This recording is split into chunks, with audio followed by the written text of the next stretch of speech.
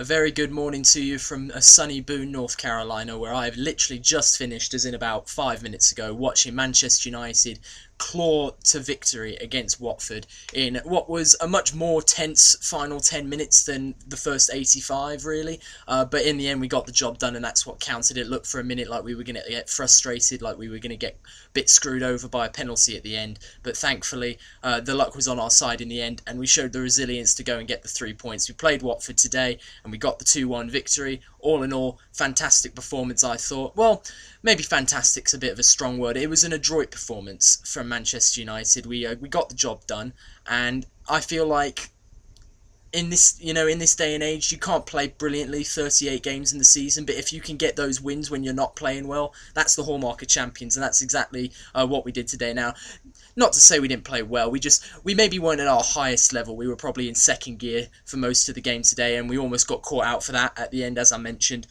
But let's get right into the little recap here. Obviously, we had a few quite serious injury problems going into this game, because obviously our lack of depth up front was really exposed, having Rooney, Martial and even Maro and Fellaini all out through respective injuries, not to mention James Wilson not apparently fully match fit to get an opportunity, which is a shame because I feel like this is a perfect chance for him. But what it was a perfect chance for Memphis Depay to get back into the team, and he made no mistake with his opportunity, scored a very well taken goal in the first 10-15 minutes when we were all over Watford. When we were going out there with Herrera and, Depay and Schneiderlin and Schweinsteiger and even Ashley Young, who was playing right back, but was, is still a natural midfielder. We just completely overwhelmed him in midfield. Did lack that outlet up front, but I thought Lingard and Depay did a decent job of sort of running that line and keeping the defenders honest for Watford and keeping them busy. It was a fantastic cross from Ander Herrera, who every time he plays, I wonder why he doesn't start every week. He always seems to get a goal or an assist or does something that, will make him, you'd think, get him into the first team on a regular basis. But he seems to be, very good at doing what he does, which is, stepping in when he's needed and getting the job done. But that 4-6-0 formation, very reminiscent of Spain at the last European Championships, was very interesting to watch, but definitely, you can't argue that it wasn't effective. We definitely controlled possession as we're used to, and having extra midfielders on the pitch, that never hurts with that sort of thing. Obviously, I mentioned Ander Herrera being such a great positive today in terms of his performance, but the huge negative, obviously, was that he had to go off with what looked like a hamstring injury. Hopefully, it's nothing serious. He's one of my favourite Manchester United players, and I really don't want to see him out for any length of time, especially when he's putting in good performances.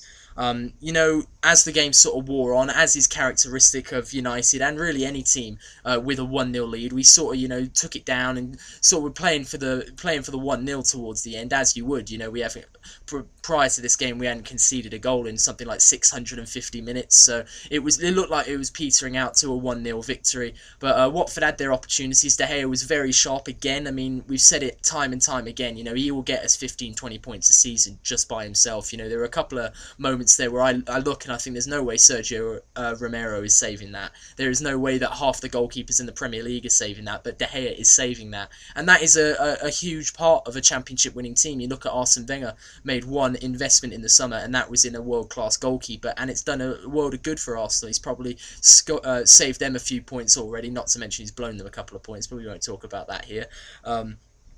Manchester United did have quite a few opportunities to put the game to bed. Jesse Lingard especially would be a bit frustrated, I think, with his efforts today. He ultimately did play a decent part in the winning goal, but we could have been, far over the hills and far away by the time that Watford got that penalty if he had taken his opportunities. He had this moment where Blind played a brilliant first time pass over the back line of Watford. Lingard was onside and he just didn't get the connection on the ball. Gomez was in absolute no man's land. All he had to do was just connect solidly with it and put it on target, and it was going in. So I think he'll be frustrated, but he's a young lad, and he's played very well so far in his appearances this season, and hopefully he'll use this as a sort of a maturing learning experience and kind of focus on how he can improve.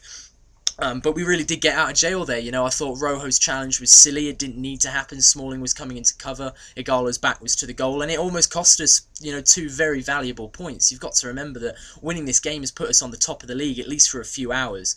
And, we've got to keep the pace with teams like City and Arsenal, especially in games like these away at Watford. And, these are the games you've got to win if you want to win the Premier League. And United want to win the Premier League. Whether we're going to do it or not remains to be seen. But the fact that we're still up there in and around the top of the table that's all you can ask for as a United fan at this point in time, because as it has been said many times, you know, we're still sort of in a bit, we're coming out of the transitional phase. I think we've definitely shown a lot of improvement this year, but you still do get that sense that we're not the finished article. And if we can be in and around the top of the Premier League when we're not the finished article, imagine what we will be, you know, when we are. So it's promising stuff.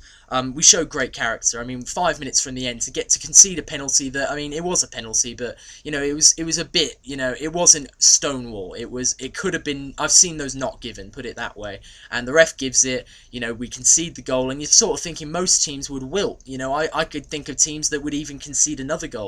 But we just pushed so many numbers forward, and that man, Bastian Schweinsteiger, Deutscher Fußballmeister, was the man who popped up with the goal that ended up winning us the match. Now, I do think it's probably going to be attributed as an own goal, which is a shame, not only for Bastian Schweinsteiger, who I think that would be a very fond memory for him, scoring his first goal for United as a 90th minute winner, very fitting. But it's also a shame for Troy Deeney, who scored his first goal at Vicarage Road this season with the penalty, and then managed to score another one for us a few minutes later. So Troy Deeney won't be too pleased that goes down as an own goal, but I am extremely pleased because Man United have got the 3 points. I always love getting up in the morning to watch United play and then having us win.